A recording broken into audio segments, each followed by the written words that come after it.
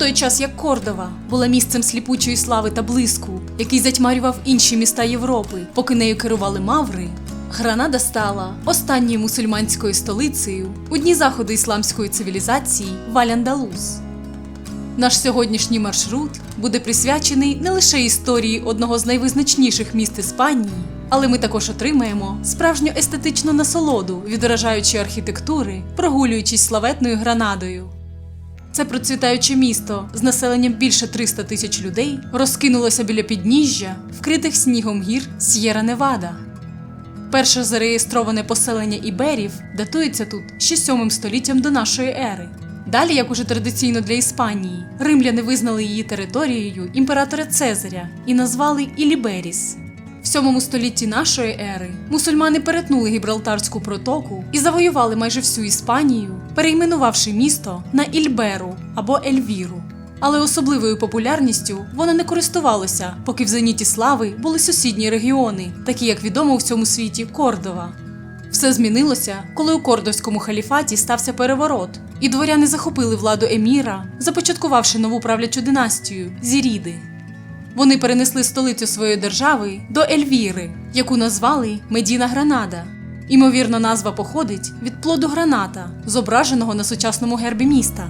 В будь-якому випадку для Гранади це стало новим народженням, і поступово місто набуло найбільшого впливу в Аль-Андалус. В 13 столітті під правлінням династії Насрідів цей невеликий емірат став важливим торговим центром, що приймав мусульман, які тікали з територій, завойованих християнами. У цей період безпрецедентної культурної та мистецької величі міста було споруджено його найважливіший пам'ятник – Альгамбру.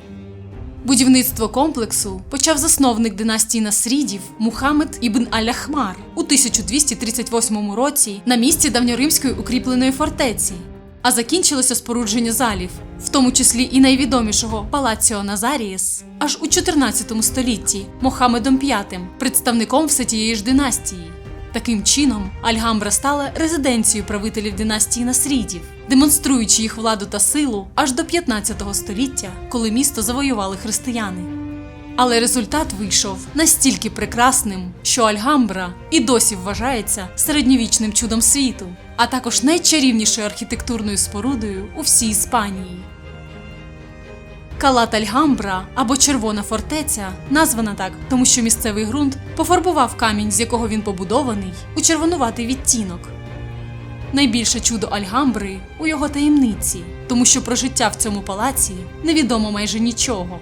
Усі документи спалила інквізиція, але від того ще цікавіше розкривати його секрети. В основі архітектури всієї будівлі, від розташування об'єктів до орнаменту на стінах, лежить одна єдина геометрична пропорція – співвідношення між основою та висотою, яку арабські архітектори запозичили у давньогрецьких математиків.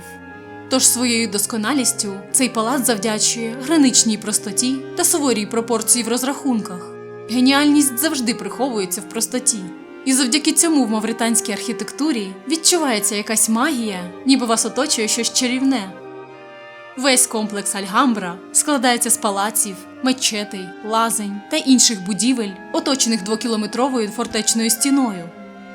Територія зосереджена на 2 головних дворах – Миртовий двір з довгим басейном, навколо якого розташовані кімнати палацу Комарес, де проходила офіційна частина життя халіфа, і дворі левів з алебастровим басейном, що підтримується фігурами 12 білих мармурових левів, символів сили та мужності, призначеному для приватного життя халіфа, включаючи секцію для королівської сім'ї та гарему. Найпопулярніша частина – це Паласіо Назарієс, або Палац Насридів, у якому зазвичай так багато туристів, що при купівлі квитка ваші години його відвідування назначаються індивідуально. І якщо ви пропустите цей час, то більше не зможете туди потрапити, не дивлячись на те, що ви це окремо оплатили. Найприголомшливіше місце у Палаці Насридів – це зал послів, розташований за дзеркальним ставком. Він служив своєрідним тронним залом для султана, де він приймав іноземних емісарів. Султан стояв біля вікон, прикрашених яскравими вітражами, і здавався примарним силуетом у сліпучому сонячному промінні, що проникало у вікна. Від цього всі присутні майже фізично відчували, що перед ними стоїть могутній правитель, у величі якого неможливо сумніватися.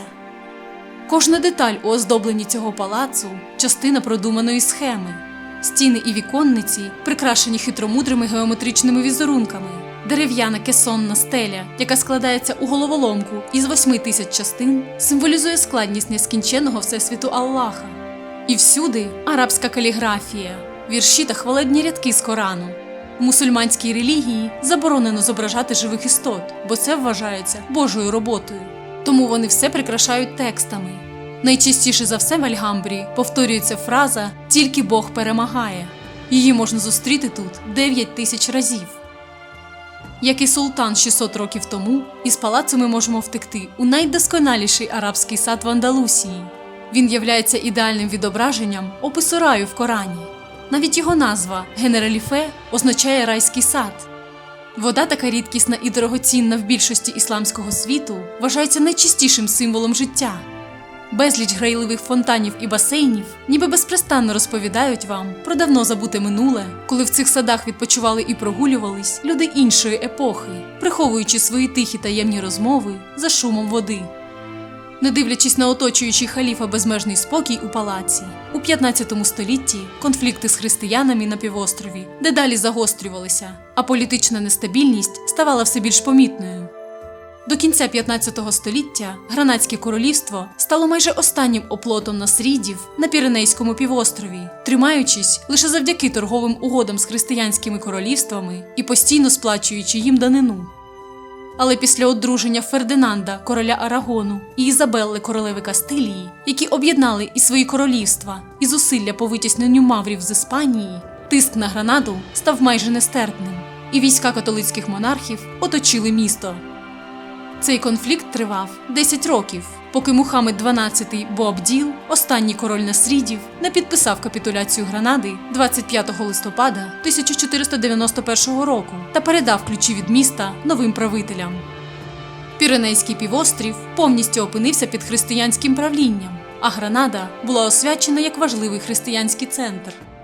У 1492 році відбувся один із найважливіших моментів в історії Гранади, коли авантюрний мандрівник Христофор Колумб, який прагнув усім довести, що земля не пласка, а шароподібна, а тому він зможе потрапити до Індії, пливучи на захід, готуючись до свого доленосного плавання, дорогою до узбережжя зупинився в Гранаді, де став почесним гостем на церемонії Ізабелли і Фердинанда, які святкували закінчення реконкісти, свою перемогу над маврами. До цього Колумб об'їздив всі монарші двори Європи, але ніхто не хотів фінансувати його проект. І тільки авантюристка Ізабелла, яка щойно перемогла у важкій війні, загорілася його ідеями. І не дивлячись на те, що їх казна була спустошена після багатьох років битв, хоча холоднокровний і розсудливий Фердинанд був проти таких витрат, вона заклала власні коштовності, але допомогла Колумбу спорядити експедицію. Як ми всі знаємо, замість Індії він відкрив Америку. І хоча це стало ще більш значущою віхою в історії, сам Колумб так і не дізнався про це до кінця свого життя. В Іспанію він повернувся без обіцяних багатств, але його розповіді про нові землі так вразили Ізабеллу, що вона погодилась фінансувати і всі наступні його експедиції.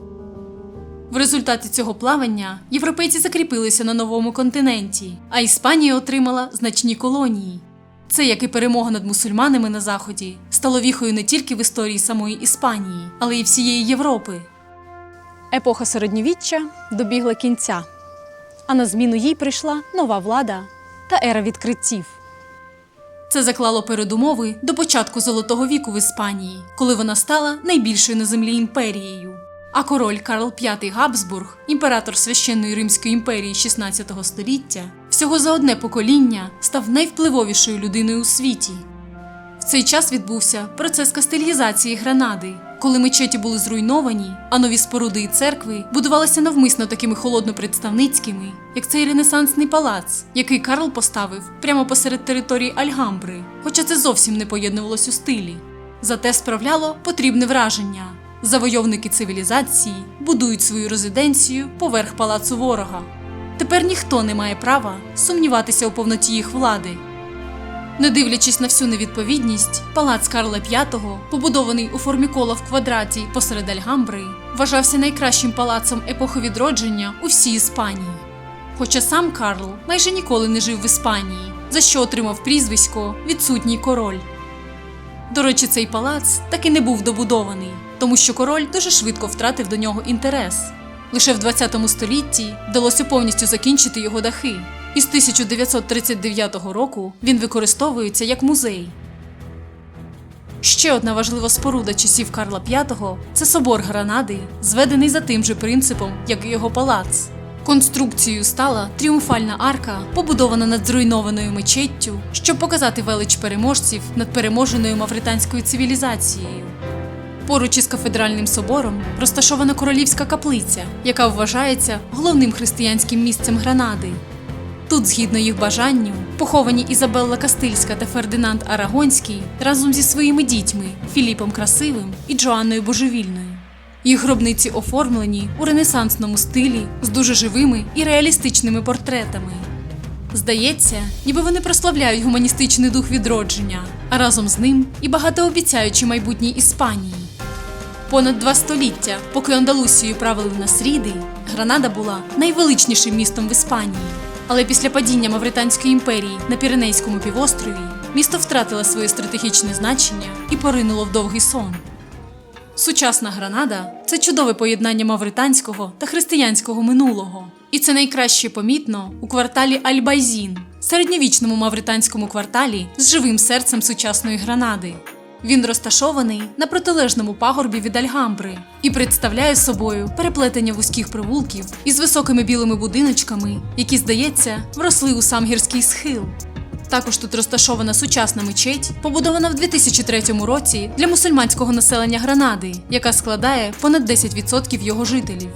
Ця мечеть ідеально вписується в місцеву архітектуру, а також супроводжується закликом муедзіна до молитви з мінарету традиційним способом, без підсилення, на чому наполягли сусіди-не-мусульмани. Мечеть розташована поруч з однією з найромантичніших оглядових точок Європи. З Мірадор де Сан-Ніколас відкривається легендарний вид на палацовий комплекс Альгамбра у всій красі. Ми рекомендуємо вам відвідати район Аль-Байзін на заході сонця, оскільки і самі вулиці, і приголомшливий панорамний краєвид у цей час демонструють себе у найчарівнішій красі. В Андалусії мало хто лягає спати раніше 10-ї години вечора. В цей час всі зазвичай тільки вечеряють. Особливою популярністю у місцевих жителів користуються бари тапас, найкращі у всій Іспанії. Вони не схожі на забігайлівки з напоями та закусками. Це швидше ресторани з великим вибором страв і винним льохом.